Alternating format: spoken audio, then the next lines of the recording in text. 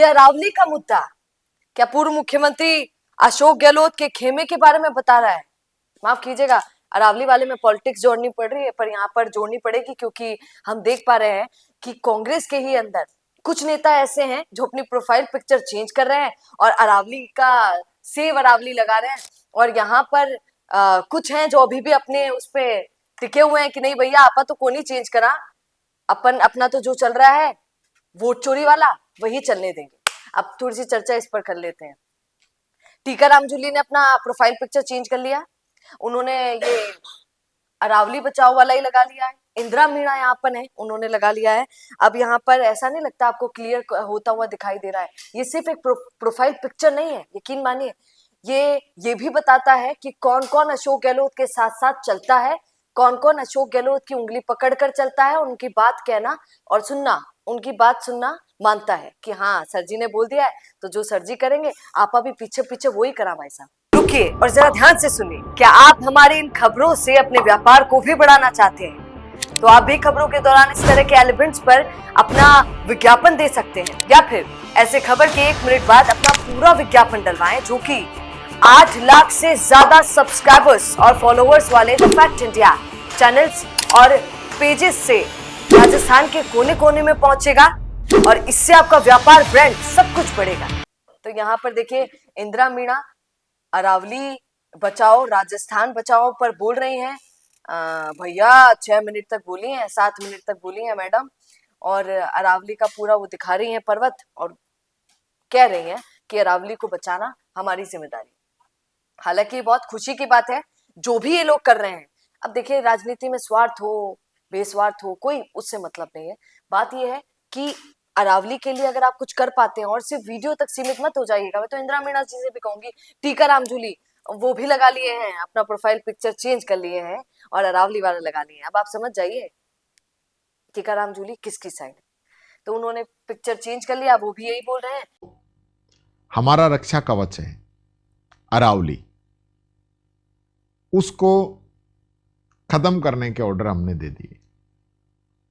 ये अरावली अगर खत्म हो जाएगी, आज जो निर्णय आया है माननीय सुप्रीम कोर्ट कि अरावली को बचाओ। अब यहाँ पर आपको दिखा देती हूँ, ये है सचिन पायलट का ट्विटर और इस पर फोटो किसकी, इस पर फोटो सचिन पायलट की और वोट चोरी से आजादी लिखा हुआ है, जो फेमस पॉपुलर फोटो है पूरे कांग्रेस का जो सबने लगा रखा है।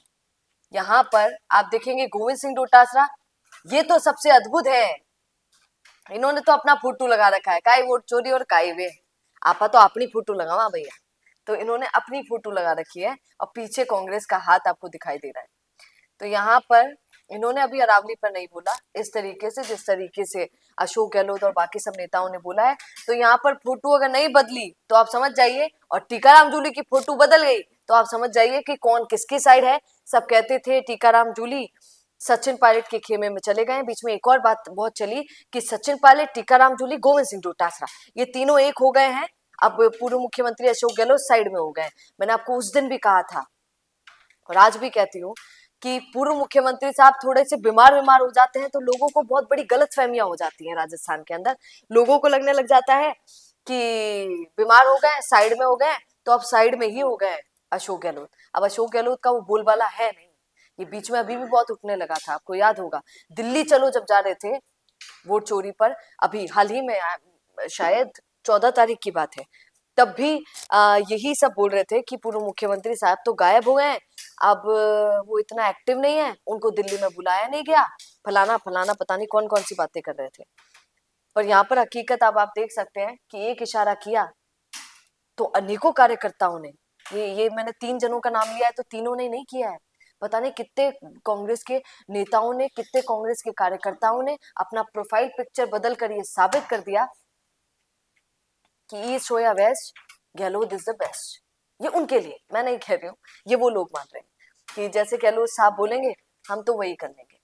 तो यहाँ पर अब देखते हैं गोविंद सिंह डोटासरा की पिक्चर बदलती है कि नहीं बदलती है, यहाँ से सचिन पायलट की फोटो बदलती है कि नहीं बदलती है, ये देखने वाली बात होगी। पर अगर सचिन पायलट की बदल गई तो फिर तो वाह वाह क्या बात हो जाएगी, गजब की बात हो जाएगी, दिल्ली तक भी चली जाएगी कि हाँ यहाँ तो मामला, क्योंकि नेताओं के लिए कोई भी मुद्दा, चाहे वो राजस्थान से जुड़ा हुआ, जनता से जुड़ा हुआ मुद्दा हो, सेंसिटिव मुद्दा हो, फिर भी वो राजनीति में घुस ही जाता है, न चाहते हुए भी ऐसा होता है। खैर, अरावली के लिए बोल सब रहे हैं, किसके बोलने से सरकार रुकेगी, कोर्ट रुकेगा, वो बड़ा व्यक्ति होगा। तो अब देखना ये होगा कि ट्विटर तो सब खेल रहे हैं, फोटो भी सब खेल रहे हैं, पर क्या ये फोटो चेंज करने से कोई फायदा राजस्थान को होगा? आप कमेंट जरूर कीजिएगा और बने रहिए द फैक्ट इंडिया के साथ। नमस्कार। गुड इवनिंग सभी को, नमस्कार।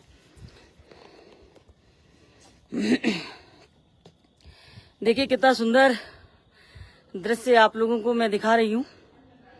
ये सवाई माधोपुर का दृश्य है।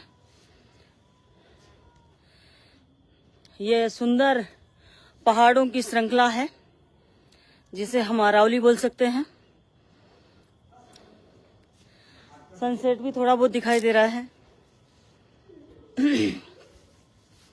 आज मैं एक विशेष मुद्दे पर लाई आई हूँ कि जिस तरीके से आज केंद्रीय पर्यावरण मंत्रालय ने सुप्रीम कोर्ट को अरावली की नई परिभाषा बताई है। उन्होंने कहा है कि जो 100 मीटर और 100 मीटर से ऊंची पहाड़ियां ही अरावली में आएगी। आज समझ सकते हो आप सब लोग, मैं माननीय न्यायालय से भी अपील करना चाहूंगी कि इस मामले पर पुनर्विचार करें और इस मामले का सबसे ज्यादा फर्क जो है वो किसे पड़ेगा, वो हमारे राजस्थान को पड़ेगा, क्योंकि राजस्थान के अंदर ही सबसे ज्यादा पहाड़ी इलाका है, पहाड़ हैं, खनिज संपदा है, ऊंचे और छोटे पहाड़ भी हैं, आबादियां बसी हुई है जहां आदिवासी लोग निवास करते हैं। तो ये हमारे लिए बहुत ही ज्यादा चिंता का विषय, विशेषकर राजस्थान के लिए। आज पर्यावरण को प्रभावित करने वाली एक सबसे बड़ा जो संकट आने वाला है उसको न्योता दे दिया है केंद्रीय पर्यावरण मंत्रालय ने। काफी समय से ये सुप्रीम कोर्ट में मामला अटका हुआ था, लेकिन उसके बावजूद अब इसके अंदर ये जवाब देकर मंत्रालय ने ये सिद्ध कर दिया है कि हमारे जो आने वाली पीढ़ियां हैं, जो हमारा भविष्य है, उसके बारे में सरकारें नहीं सोच रही हैं। चाहे राजस्थान की, चाहे केंद्र की सरकार हो। आज केंद्रीय पर्यावरण मंत्रालय ने ये लिखित में देकर ये बताने का प्रयास किया है कि आप कहीं से भी खनन कर सकते हो, पर्यावरण को नुकसान कर सकते हो, अरावली को तोड़ मरोड़ सकते हो। आप इसमें देखिए कि मैं पीछे दिखा रही हूं, अगर इस अरावली को यहाँ नीचे जो जहां से कम जगह है वहां से अगर काटा गया तो क्या बाकी पहाड़ बच पाएगा? इनका यही मकसद है कि जहां 100 मीटर से नीचे पहाड़ी है उसको हटा दिया जाए। और राजस्थान के अंदर स्थिति ये है कि राजस्थान के अंदर 90% पहाड़ी 100 मीटर से नीचे है।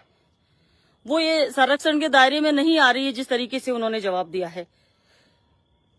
वो 10% पहाड़ी ही 100 मीटर से ऊंची पहाड़ी, 100 मीटर या 100 मीटर से ऊंची पहाड़ी आपको देखने को मिलेगी। तो इसका मतलब 10% हमारी अरावली बच पाएगी और उसके अलावा संपूर्ण पहाड़ी और संपूर्ण अरावली, संपूर्ण जंगल, संपूर्ण पर्यावरण सबको नष्ट करने का विचार आज हो गया है। तो मैं अपील करना चाहूंगी, आप सबको पता है इससे कितने सारे नुकसान हम लोगों को भुगतने पड़ेंगे जो हम सब ने कल्पना भी नहीं की होगी। आज हम सुना करते थे कि जहां पहाड़ होते हैं वहां भूकंप का असर कम होता है, जहां पहाड़ होते हैं पानी को रोकते हैं और जलस्तर बढ़ता है, जहां पहाड़ होते हैं वहां का प्राकृतिक सौंदर्य बहुत अच्छा होता है और वहां की जलवायु शुद्ध होती है।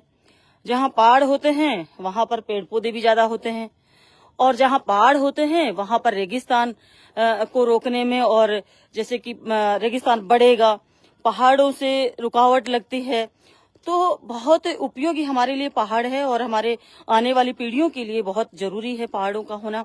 और इससे हमें सबसे बड़ा नुकसान ये होगा कि पूरी की पूरी पहाड़ियां खत्म हो जाएगी और जिस तरीके से उद्योगपति लोगों को फायदा इससे ज्यादा होगा। देखिए आप कितनी सुंदर, ये सुंदरता हमें कहाँ मिलेगी? अगर इनको खत्म कर दिया गया तो ये सुंदरता हमें कहीं कहीं नहीं मिलेगी। ये छोटी छोटी पहाड़ियां हैं जो कि उसकी उनकी इसमें आ रही है। आप इसको देखिए कि ये छोटी पहाड़ियां कितनी सुंदर है, और ये सारी की सारी उस परिक्षेत्र से बाहर हो जाएगी। सुरक्षा की दृष्टि से ये पहाड़ियां नहीं आ पाएगी। तो मैंने जैसा कि बताया कि 90% हमारे यहाँ छोटी पहाड़ियां हैं और 10% हमारे 100 मीटर से ऊंची पहाड़ियां हैं। तो सबसे ज्यादा खतरा राजस्थान के अंदर आने वाला है।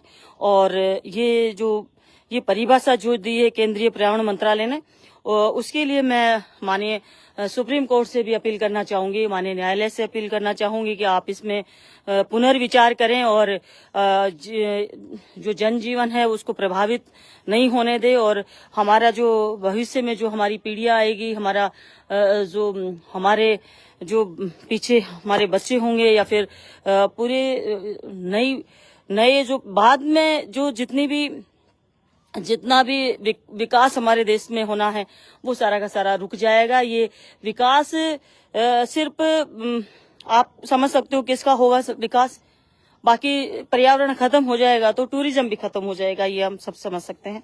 तो आप सबको ये छोटी सी में जानकारी एक बहुत बड़ी है वैसे तो, लेकिन मैंने आप लोगों को ये थोड़ा सा समझाने का प्रयास किया है। मेरी तरफ से कोशिश की है कि अगर हम सब लोग आवाज उठाएंगे इसके बारे में तो कुछ न कुछ सॉल्यूशन होगा, और माननीय सर्वोच्च न्यायालय को भी उनके पास भी ये बात पहुंचेगी तो कहीं न कहीं हमें राहत मिल सकती है, ये हमें उम्मीद है।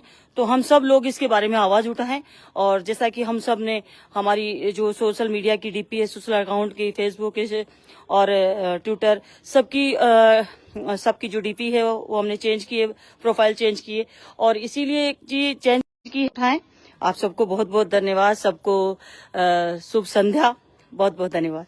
बिजनेस अच्छा हो सकता है, लेकिन अगर नाम नहीं दिखा तो पहचान कैसे बनेगी? अब टेंशन छोड़िए, द फैक्ट इंडिया आपके बिजनेस को देगा वो पहचान जो पूरे राजस्थान में हर किसी तक पहुंचे। न्यूज चैनल पर विज्ञापन, पॉडकास्ट और प्रमोशन के जरिए आप सीधे 5 लाख सब्सक्राइबर और 10 करोड़ से ज्यादा व्यूज तक अपनी पहुंच बना सकते हैं। तो देर किस बात की, आज ही द फैक्ट इंडिया से जुड़िए और अपने बिजनेस को बनाइए हर घर का नाम।